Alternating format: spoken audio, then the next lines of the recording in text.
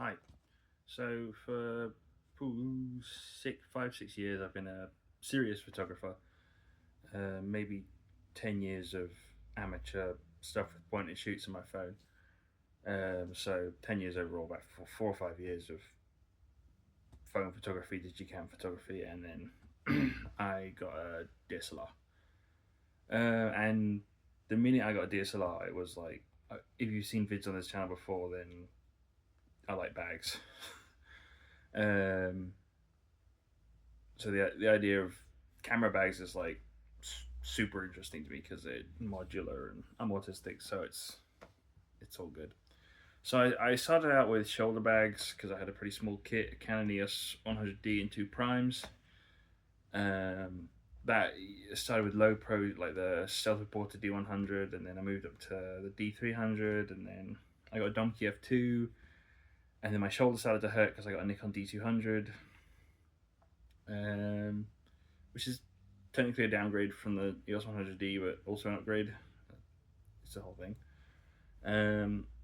So I got a backpack, and it was the lowepro Flipside Trek 350.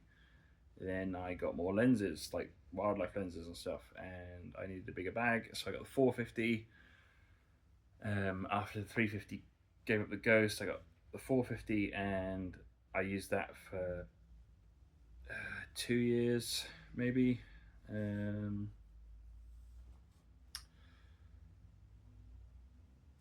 Yeah, yeah, two years, yeah. So I have a video on this channel from almost 3 years ago, exactly today, and it's a video on the Karrimor Ridge 32, which was when I was doing less serious photography. I would just throw the Canon DSLR in the bag in a wrap or in a soft case or whatever, and then go out and about. But then I started to carry more stuff, so I got a shoulder bag, blah blah blah. So I sort of put the Karrimor away. I never used it because I did stop using it for 2 years, 3 years, probably 3 years now.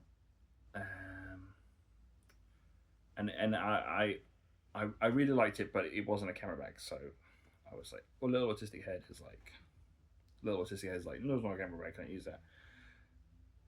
Then the low pro got a bit restrictive for me because it only has the low pro 450. It only has maybe 6 or 10 liters at the top, and then something like 20 liters below for camera gear. And I need a 40-liter camera bag, and they're expensive.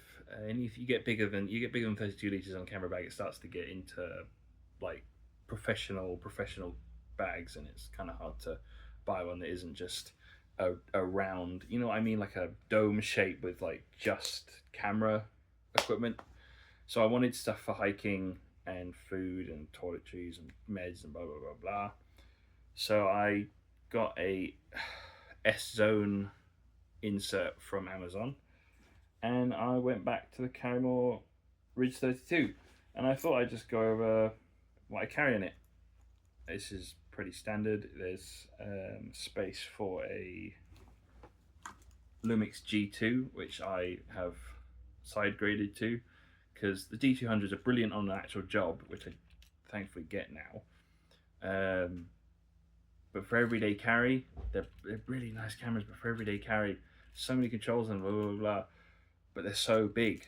So I got my first mirrorless Lumix G2.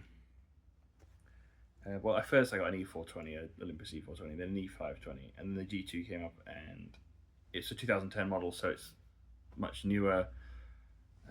I like my 2000s and pre 2010s cameras. Yeah, so I got that, and it enabled me to sort of shrink everything down. I get the same reach that I do on the D200 from 28 to 400 mil in two lenses, two really small lenses. I'll show you them. But now I can carry all the stuff I want, like dry bags and notepads and e-readers and first aid kits and blah blah blah. So we'll start off with what's in the top. What's in the top? This is the S Zone insert. So in here I would have the G2. That's not usually in there. So in here I'd have the G2 and the 45 to 200 lens. Really great lens. There's a better version, there's a Mark II, but this was £80. Altogether this kit was 120 quid, and it takes perfectly fine photos, really good photos actually. I don't want to say perfectly fine because they're pretty good. I guess that's up to me, but the quality is nice. The 12 megapixels is more than enough. I mean, 10's more than enough if you're not blowing up too big. Micro Four Thirds is fine. It's my first Micro Four Thirds. It's very interesting. So there's a spare battery, the strap. I have a holster for the camera. I don't carry a strap. Oops. Dang it. Okay, so I have a battery and a extra rear cap and body cap in there. But I have a holster for the camera, so that goes on my waist. And this was part of a set that was like a whole chest mount that I got for long lenses, and it just didn't fit me because I'm enormous. So I just kept that. I think I donated the rest of it, but I kept that, and that just goes on a normal belt. So it was 30 quid for the whole thing, but the convenience of that, I'm gonna say that's worth it. So I got a Lumix G2 with a 14 to 45, 45 to 200, spare battery, lots of memory cards, the charger's in the bag, the strap in case I need to stop wearing this for some reason. Anything else in there? Anything else? No, just memory cards and a bit of silica gel. So that is the S-Stone padded insert. That goes in the top here. So that goes there. So that, whomp, brilliant. So in the this bit here, I've got a little micro tape recorder for not noting down thoughts. I've got pills, and a lighter, and a hair tie because I have really long hair now. I didn't have long hair 3 years ago. If you've watched any of my videos from 3 years ago, I have like past my shoulder length hair now. I have to tie it up. There's a Leatherman Squirt PS4. Also in here some travel dominoes, harmonica, some toilet roll, a tubeless toilet roll, a dry bag in case I need to make all of this contents in here really dry, keep it really dry. I probably put it around my camera before I did anything like that, but card reader, some paracetamol aspirin, AA batteries for torches and stuff. A torch that I keep on my person. Travel dominoes, there's some underwear. You never know. A hat.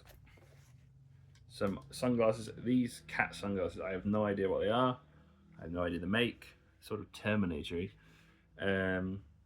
I've run over these with my bicycle while cycling Hadrian's Wall, and I went over them like that, and the lens popped out and shot across the road, and I found it in a bush and popped it back in, and they're fine. So they're like 10 years old now. They're all scratched up, but twice in the summer.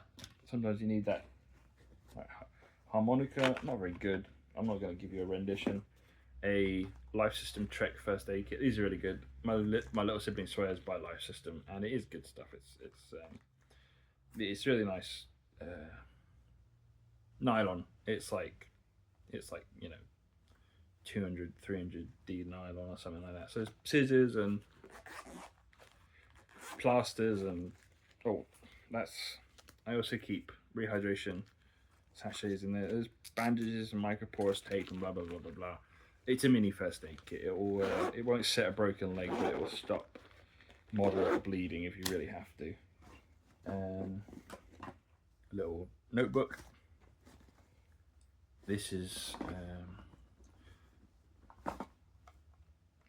little microphones and stuff for recording audio. Microfiber. A backup laptop charger. So I have a laptop charger plugged in permanently, and then I just carry one around so I can just unplug the laptop, slip it in my bag, and take it anywhere.